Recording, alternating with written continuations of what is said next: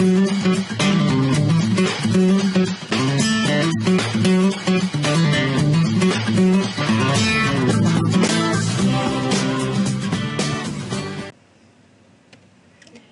friends, I am Ruchika and I welcome you to the English Academy. आज मैं आपसे सामान्य वर्तमान काल के बारे में बात करूंगी, जिसे इंग्लिश में प्रेजेंट इंडेफिनिट या फिर सिंपल प्रेजेंट टेंस कहते हैं।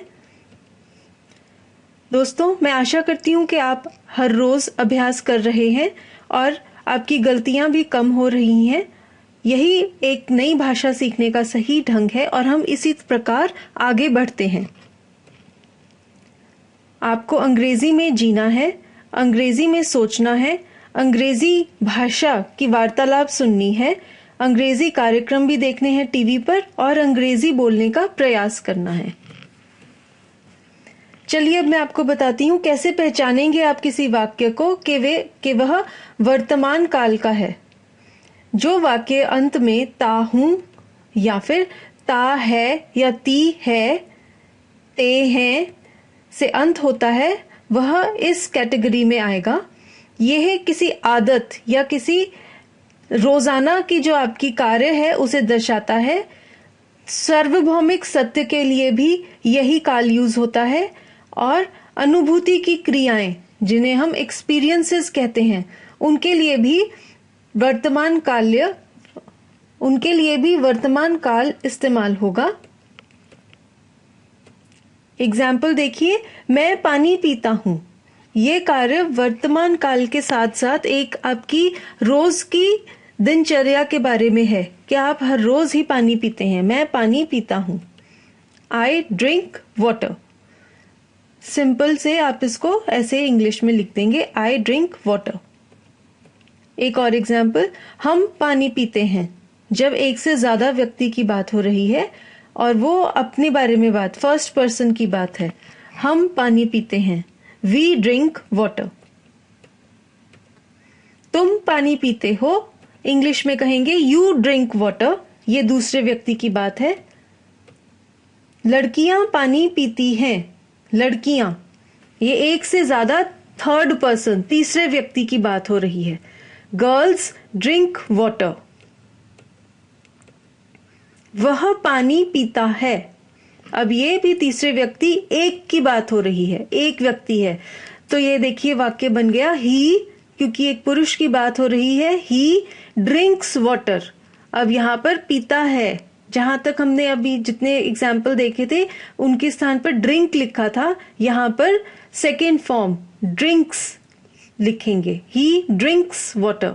ये आपको मैंने नियम अपनी और भी लेसन्स में बताया है कि जब आप तीसरे व्यक्ति एक वचन की बात करेंगे तो आप second form of the verb इस्तेमाल करेंगे। वह पानी पीती है। She drinks water. यहां पे भी वही नियम लगेगा। एक और एग्जाम्पल, वे पानी पीते हैं। ये एक से ज्यादा तीसरे व्यक्ति की बात हो रही है। जब एक से ज्यादा होते हैं तो बेस फॉर्म ही लगाया जाएगा। They drink water. सीता पानी पीती है। अब सीता क्या है? एक प्रॉपर नाउन है।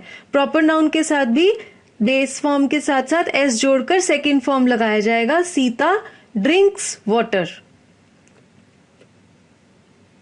अब देखते हैं, जब आप किस बोलने वाले यानी कि अपने बारे में बात करते हैं, मैं का इस्तेमाल करते हैं, एक व्यक्ति की बात कर रहे हैं, उसका जो इंपॉर्टेंट नियम है इंग्लिश में उसको कैसे बदला जाएगा। वाक्य को मैं के स्थान पर आई आ जाएगा और उसके साथ वर्ब की फर्स्ट फॉर्म, जिसे हम बेस फॉर्म भी कहते हैं, वो लगाकर फिर ऑब्जेक्ट लगा दिया जाएगा जो वाक्य में ऑप्शनल होता है।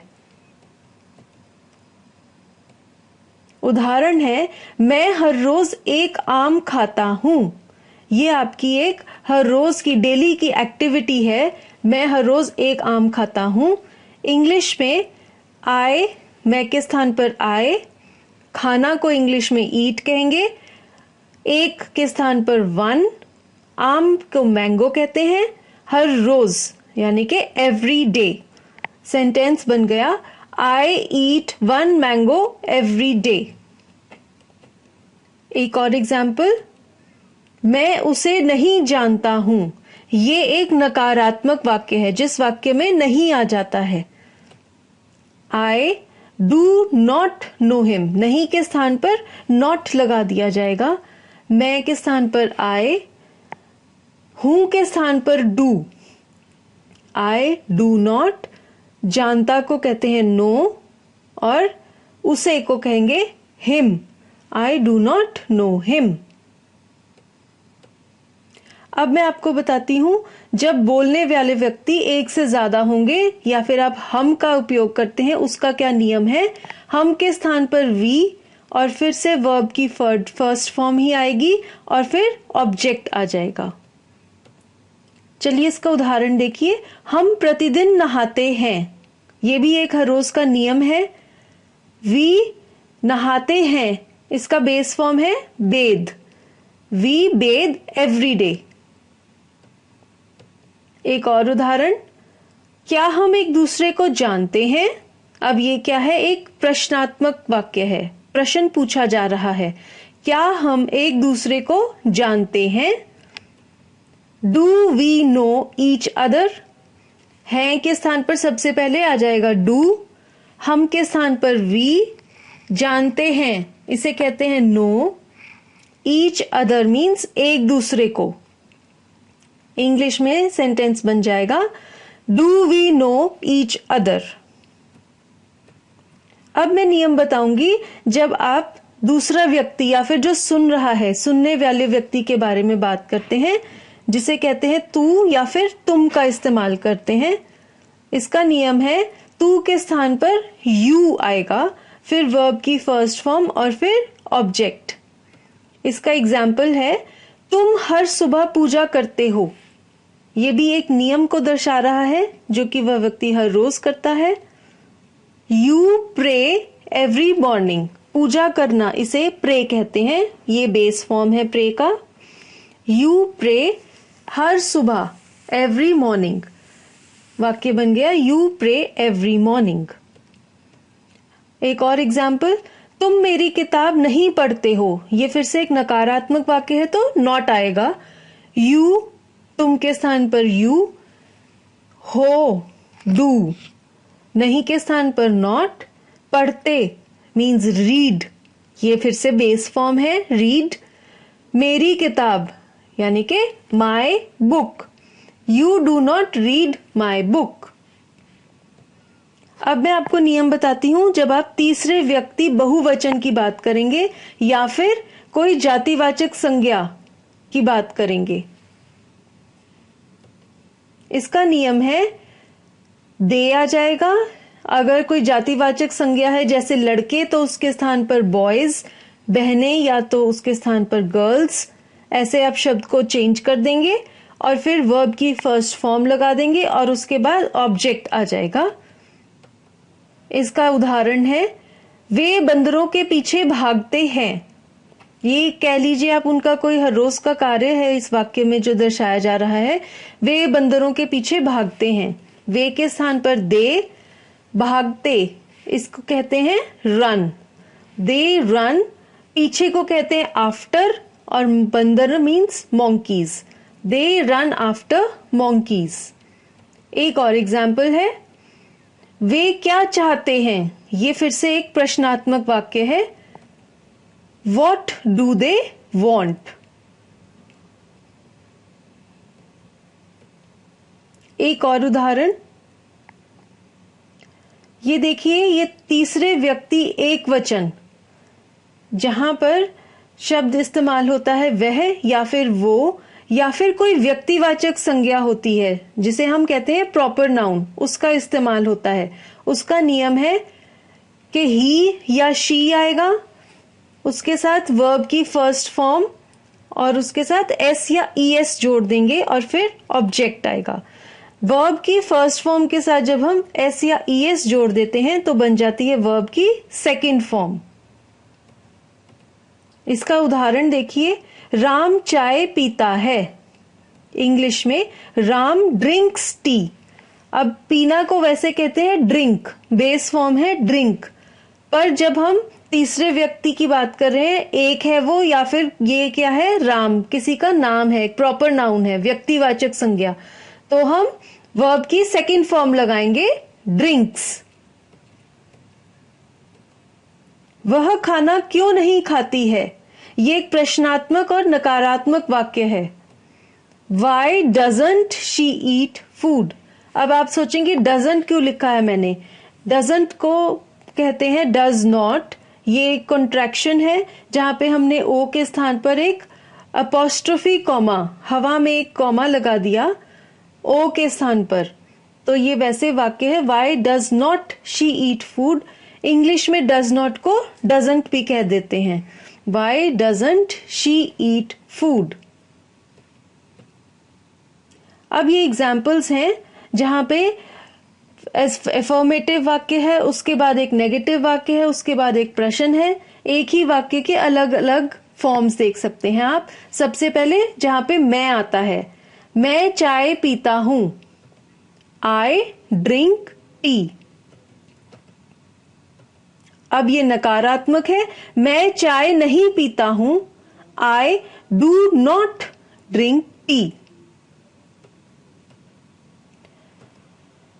क्या मैं हर रोज चाय नहीं पीता हूं, ये एक नकारात्मक प्रश्न है। Don't I drink tea every day. अब ये एग्जाम्पल्स हैं जहां पे हम आता है, हम हर सुबह नहाते हैं, वी बेद एवरी मॉर्निंग। हम नहाते नहीं हैं, ये नकारात्मक वाक्य का एग्जाम्पल है, वी डू नॉट बेद। क्या हम नहाते हैं, प्रश्नात्मक वाक्य, डू वी बेद, वी से पहले आ जाएगा डू प्रश्न में। ये उदाहरण है तू का या फिर तुम का। तुम प्रतिदिन विद्यालय आते हो, you come to school every day. तुम प्रतिदिन विद्यालय नहीं आते हो, ये नकारात्मक वाक्य है, इंग्लिश में बन जाएगा you do not come to school every day. अब ये एग्जाम्पल है वे या फिर जातिवाचक संज्ञा, जिसे हम कहते हैं थर्ड पर्सन प्लूरल, एक से ज्यादा। वे पानी पीते हैं, दे ड्रिंक वाटर। क्या वे पानी पीते हैं, डू दे ड्रिंक वाटर, ये एक प्रश्न है।